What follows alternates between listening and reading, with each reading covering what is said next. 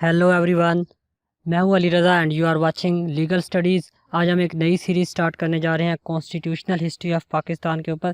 तो जिसके अंदर हम बेसिकली सबसे पहले इनिशियली कॉन्स्टिट्यूशनल प्रॉब्लम्स को डिस्कस करेंगे। कॉन्स्टिट्यूशनल प्रॉब्लम्स को डिस्कस करने के साथ साथ जो है हम जो कॉन्स्टिट्यूशनल मेकिंग प्रोसेस रहा है पाकिस्तान का उसको डिस्कस करेंगे। और उसको डिस्कस करने के साथ हम जो है वो सैलेंट फीचर्स ऑफ 1956 कॉन्स्टिट्यूशन, 1962 एंड 1973 को डिस्कस करेंगे। एंड फर्दर मोर हम जो 73 का पूरा कॉन्स्टिट्यूशन है उसको ब्रीफली डिस्कस करेंगे। तो आज हम सबसे पहले जब हम कॉन्स्टिट्यूशनल लॉ या कंपैरेटिव कॉन्स्टिट्यूशन या कॉन्स्टिट्यूशनल हिस्ट्री की बात करते हैं तो हमारे पास एक इनिशियल क्वेश्चन आता है कि कॉन्स्टिट्यूशन जो है वो हमें क्यों चाहिए होता है। कॉन्स्टिट्यूशन को डिफ़ाइन करने से पहले हमारे पास क्वेश्चन ये आता है कि कॉन्स्टिट्यूशन हमारे पास क्यों चाहिए होता है, हमें कॉन्स्टिट्यूशन की ज़रूरत क्यों पड़ती है। देखें, कॉन्स्टिट्यूशन जो है हमारे पास बेसिक डॉक्यूमेंट होता है। इसके लिए एक टर्म यूज़ की जाती है, डैट इज़ सोशल कॉन्ट्रैक्ट। ये आपके मुल्क के अंदर बहुत सी चीज़ों को डिफ़ाइन कर रहा होता है। अगर आपके मुल्क के अंदर कॉन्स्टिट्यूशन ही नहीं है, आपके मॉडर्न जो डेमोक्रेटिक स्टेट है उसके अंदर कॉन्स्टिट्यूशन ही नहीं है, तो बहुत सी चीज़ों में शकूक व शुबात पैदा होंगे, एम्बिगिटी पैदा होगी। फ़र्स्ट ऑफ़ ऑल हम देखते हैं कि ऐसे कौन सी चीज़ें, ऐसे कौन से रिलेशंस हैं जिनको कॉन्स्टिट्यूशन आंसर कर रहा होता है। तो सबसे पहले ये आपके स्टेट स्ट्रक्चर को डिफ़ाइन करता है। कॉन्स्टिट्यूशन एक ऐसी चीज़ है जो कि आपके स्टेट के अंदर कैसा स्ट्रक्चर होगा, फेडरलिज्म है या यूनिटी फॉर्म ऑफ गवर्नमेंट है, पार्लियामेंट्री सिस्टम है या प्रेसिडेंशियल सिस्टम है, ये तमाम स्ट्रक्चर जो है किसके पास एग्जीक्यूटिव पावर होगी, लेजिस्लेटिव पावर किसके पास होगी, जुडिशरी का क्या रोल है, क्या फंक्शन है, क्या पावर्स है, इन तमाम चीज़ों को जो चीज़ आंसर करती है डैट इज़ कॉन्स्टिट्यूशन। तो बेसिक जो मतलब कॉमन पीपल होते हैं उनको मतलब एक चीज़ कि कॉन्स्टिट्यूशन के साथ ही हम इतना स्ट्रिक्टली क्यों चल रहे होते हैं, तो उसकी रीज़न यह है कि अगर कॉन्स्टिट्यूशन नहीं होगा तो स्टेट के डिफरेंट इंस्टीट्यूशंस के दरमियान जो है वो एक सिविल वार की सिचुएशन पैदा हो जाएगी। तो जो कॉन्स्टिट्यूशन है ये आपके रिलेशंस को क्लियर करता है। इसके अलावा अगर हम देखें तो ये डिफरेंट इंस्टीट्यूशंस के रिलेशन को डिफ़ाइन कर रहा होता है। पिछले पॉइंट से जुड़ा हुआ ये पॉइंट कि ये डिफरेंट जो आपके रिलेशंस हैं उनको डिफ़ाइन करता है। डिफरेंट आपके जो इंस्टीट्यूशन है, अब जुडिशरी का लेजिस्लेचर से क्या रिलेशन है, लेजिस्लेचर का एग्जीक्यूटिव के साथ क्या रिलेशन है, क्या सेपरेशन ऑफ पावर है या दोनों इंटर रिलेटेड हैं, इन तमाम चीज़ों को आपका कॉन्स्टिट्यूशन डिसाइड कर रहा होता है। अगर कॉन्स्टिट्यूशन के अंदर ये चीज़ें लिखी हैं तो वेल एंड गुड, अदरवाइज़ आपकी स्टेट के अंदर जो है वो इशू हो सकते हैं, डिफरेंट किस्म के जो है वो इश्यूज़ क्रिएट होते हैं। इसके अलावा एक और इम्पॉर्टेंट चीज़, कॉन्स्टिट्यूशन आपके लीगल मैटर्स को और जो स्टेट इंस्टीट्यूशन है सिर्फ उनको ही डिस्कस नहीं करता, बल्कि आपका कॉन्स्टिट्यूशन आपके स्टेट के अंदर सोशल स्ट्रक्चर को भी डिफ़ाइन कर रहा होता है। बहुत इंपॉर्टेंट पॉइंट है, हम मोस्टली इस चीज़ को निगलेक्ट कर देते हैं। अब पाकिस्तान की ही एग्जांपल उठा लें तो पाकिस्तान के अंदर जी आपका कॉन्स्टिट्यूशन आर्टिकल 2 बात करता है Islam is a state religion. What it means, ये आपको सोशल स्ट्रक्चर को डिफ़ाइन कर रहा है। इसके अलावा अगर आप प्रिंसिपल्स ऑफ पॉलिसी देखें तो वहाँ पे बहुत ज़्यादा आपके सोशल जो स्ट्रक्चर है उससे रिलेटेड चीज़ों की बात की गई है, कि माइनॉरिटी राइट्स की बात की गई है, आपके कल्चर की, फिर आपके फंडामेंटल राइट्स में आपके कल्चर की बात की गई है। National language very very important. तो नेशनल लैंग्वेज क्या है, आपके कल्चर का पार्ट है। अगर आपने इसको नेशनल लैंग्वेज का दर्जा दे दिया कॉन्स्टिट्यूशन ने। इसके अलावा आपका जो कॉन्स्टिट्यूशन का आर्टिकल 1 है वो आपको डिफ़ाइन करता है कि इस्लामिक रिपब्लिक ऑफ पाकिस्तान। तो ये जो इस्लामिक और रिपब्लिक हैं ये आपके मुल्क के कल्चर को डिफ़ाइन कर रहे हैं बेसिकली। तो आपके मुल्क के अंदर जो सोशल कल्चर है पूरे सेटअप को भी आपका कॉन्स्टिट्यूशन डिफ़ाइन कर रहा होता है। इसके अलावा अगर हम फर्दर देखें कि जब पाकिस्तान ने इंडिपेंडेंस हासिल की तो पाकिस्तान के पास अपना कोई कॉन्स्टिट्यूशन नहीं था, तो हमने उस वक्त जो है ब्रिटिश ने एक कॉन्स्टिट्यूशन इम्पोज किया हुआ था, गवर्नमेंट ऑफ इंडिया एक्ट 1935। तो उसको एज ए इंटरम कॉन्स्टिट्यूशन अपनाया, लेकिन उसके साथ हमने क्या किया कि हमने जो इंडियन इंडिपेंडेंस एक्ट है उसको उसके साथ मिक्स किया, क्योंकि इंडियन इंडिपेंडेंस एक्ट का जो सेक्शन 8 है उसके तहत हमने गवर्नर जनरल को जो है वो इस बात का पाबंद बनाया कि वो प्राइम मिनिस्टर की एडवाइस के ऊपर काम करेगा। और ये कुछ मतलब जितनी भी हमारे पास मॉडिफिकेशन हमें ज़रूरत थी वो मॉडिफिकेशन के बाद हमने पाकिस्तान के अंदर जो government of India act 1935 along with Indian independence act 1947 को नाफिज किया। क्योंकि मैंने स्टार्ट में इसीलिए बता दिया कि कॉन्स्टिट्यूशन हमें क्यों चाहिए होता है, तो कॉन्स्टिट्यूशन इन तमाम चीज़ों को आंसर करने के लिए कॉन्स्टिट्यूशन ज़रूरी था। और हम क्योंकि नई नई आज़ादी हासिल की थी तो हमारे पास अपना कॉन्स्टिट्यूशन नहीं था, तो हमने तब तक इस कॉन्स्टिट्यूशन को इन्फोर्स किया जब तक कि हमने अपना कॉन्स्टिट्यूशन नहीं बना लिया। तो कॉन्स्टिट्यूशन बनाने के लिए हमें इनिशियली कुछ प्रॉब्लम्स फेस करने पड़े। उन प्रॉब्लम्स को हम देख लेते हैं कि जब पाकिस्तान अच्छा बना तो पाकिस्तान जो है वो इस्लाम के नाम पर और Islam as a uniting force के ऊपर बना। लेकिन जो ही पाकिस्तान बन गया तो हमारे पास कोई कॉन्स्टिट्यूशनल फ्रेमवर्क नहीं था। दूसरी चीज़ के बहुत से क्वेश्चंस जो थे जिनको आंसर करना बहुत ज़रूरी था, उन क्वेश्चन का क्लियर आंसर किसी के पास भी नहीं था।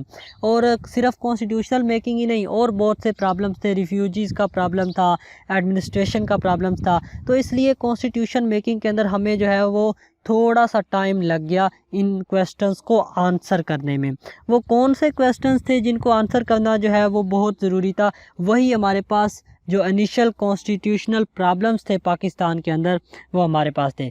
सबसे पहले एक चीज़ पर कंसेंसस था, वो ये कि पाकिस्तान में फेडरल फॉर्म ऑफ गवर्नमेंट को अपनाया जाएगा, यूनिटी के बजाय फेडरल फॉर्म ऑफ गवर्नमेंट को अपनाया जाएगा। But federal form of government को अपनाने में हमें डिफरेंट किस्म के इश्यूज़ पेश आ रहे थे। जो ईस्ट पाकिस्तान था उसकी पॉपुलेशन वेस्ट पाकिस्तान से ज़्यादा थी, लेकिन वो प्रोविंस एक था।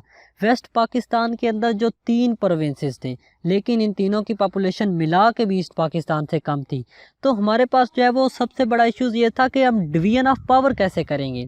प्रोविंसेस जो है वो ऑटोनमी चाहते थे कि हमें ज़्यादा से ज़्यादा मैक्सिमम पावर्स हमें दी जाएं और सेंटर के पास कम से कम पावर हो। लेकिन ये पावर्स हम डिवाइड कैसे करें, क्योंकि हमारे पास डाइवर्सिटी थी। डाइवर्सिटी किन लेवल पे? पॉपुलेशन की बेस पे। ईस्ट और वेस्ट विंग जो थे उनमें किसी भी किस्म की कोई इक्वलाइजेशन फोर्स नहीं थी। तो सबसे मेजर इशू हमारे पास हमें ये फेस करना पड़ा कि हम किस किस्म का फेडरल स्ट्रक्चर अपनाएं और डिवीजन ऑफ पावर हम किस तरह करें। ये हमारे पास पहला बेसिक क्वेश्चन था। अच्छा, यहाँ पर मैं सिर्फ क्वेश्चंस को ही जो है वो एड्रेस कर रहा हूँ। इसके बाद इनको सॉल्व कैसे किया गया, इसके लिए हमारे पास पूरा कॉन्स्टिट्यूशनल मेकिंग का प्रोसेस है, तो हम वहाँ पे इसको डिस्कस करेंगे। दूसरा हमारे पास प्रॉब्लम था रिप्रेजेंटेशन का। पीछे मैंने एक बात डिस्कस की कि पॉपुलेशन और एरिया के लिहाज से वेस्ट और ईस्ट पाकिस्तान दोनों जो है वो इक्वल नहीं थे। ईस्ट पाकिस्तान का एरिया कम था और पॉपुलेशन ज़्यादा थी, और वेस्ट पाकिस्तान के तीनों सूबों को मिला के जो पॉपुलेशन थी वो कम थी। तो ये जो इशू है, इस बेस पे जब हमने अपनी लेजिस्लेचर असेंबली बनानी थी तो उसके अंदर हम रिप्रेजेंटेशन किस बेस पे देते? क्या हम यूनिकैमरल लेजिस्लेचर लेके आते तो हमें इशू हो जाता, लेकिन अगर हम बाई कैमरल लेके आए तो हमारे पास रिप्रेजेंटेशन का इशू था कि हम वेस्ट पाकिस्तान और ईस्ट पाकिस्तान में किस तरह से दोनों विंग्स को इक्वलाइज करें।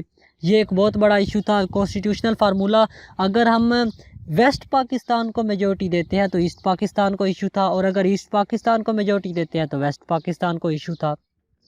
तो कोई ऐसा कॉन्सेंसस बन नहीं पा रहा था दोनों विंग्स के दरमियान कि दोनों विंग किसी एक बात पे मुत्तफिक हो जाए। एक के पास एरिया ज़्यादा था तो दूसरे के पास पॉपुलेशन ज़्यादा थी। तो ये एक बेसिक एक इशू था कि हम रिप्रेजेंटेशन, अपना जो लेजिस्लेचर बॉडी है उसके अंदर हम रिप्रेजेंटेशन किस बेस पर देंगे।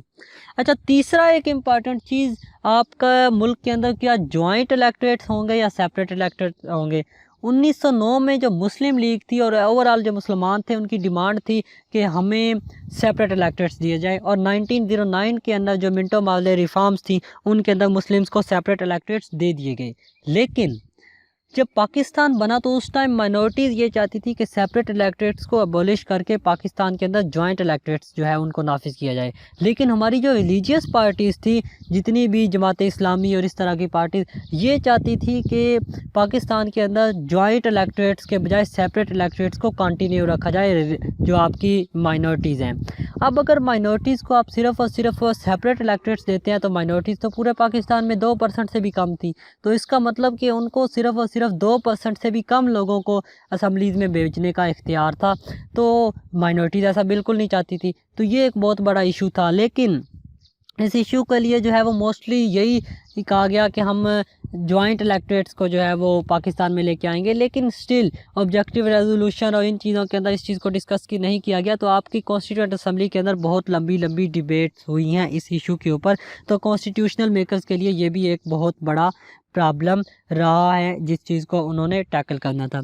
इसके अलावा एक और बहुत बड़ा इशू, नेशनल लैंग्वेज इशू।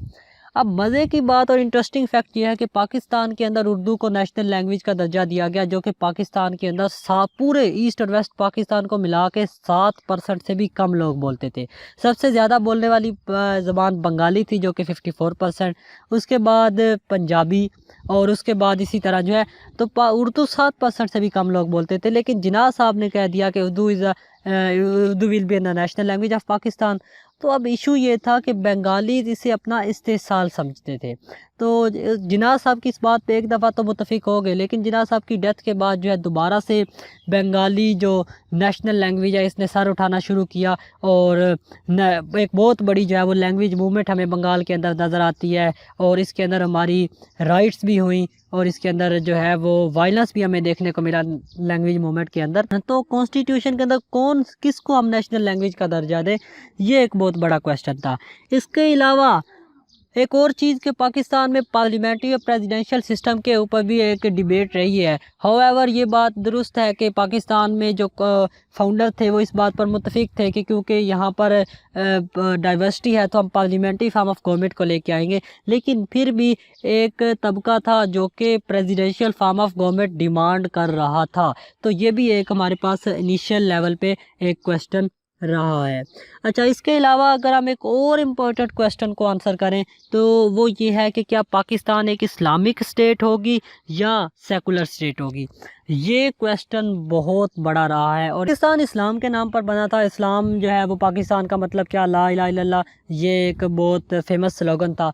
लेकिन जब पाकिस्तान बन गया तो क्या पाकिस्तान एक कंप्लीट इस्लामिक स्टेट है या पाकिस्तान एक सेकुलर स्टेट है? पहले तो इस चीज़ को जो है वो आंसर करना था। फिर उसके बाद समहाउ ऑब्जेक्टिव रेजोल्यूशन ने आंसर किया कि पाकिस्तान का जो इस्लाम के साथ एक रिलेशन होगा, लेकिन वो किस किस्म का रिलेशन होगा, उस रिलेशन को डिफ़ाइन करने में हमें बहुत टाइम लगा। और टेक्निकलिटीज़ के अंदर ना भी जाऊँ कि एक डिबेट होती है कि कौन सा इस्लाम, शिया इस्लाम, सुन्नी इस्लाम, फिर तो स्टेट का किस किस्म का रिलेशन होगा इस्लाम के साथ। क्या इंडिविजुअल लेवल पे हम एफर्ट करेंगे या हम कलेक्टिव लेवल पे स्टेट के अंदर एफर्ट करेंगे? तो ये बहुत बड़ा ऑप्शन जो है वो एक क्वेश्चन था। इसके अलावा एक और बहुत मेजर जो हमारे पास क्वेश्चन है वो ये कि जब पाकिस्तान बना तो पाकिस्तान में दो पार्टीज थी, एक मुस्लिम लीग और दूसरा जो है वो हमारे पास कांग्रेस।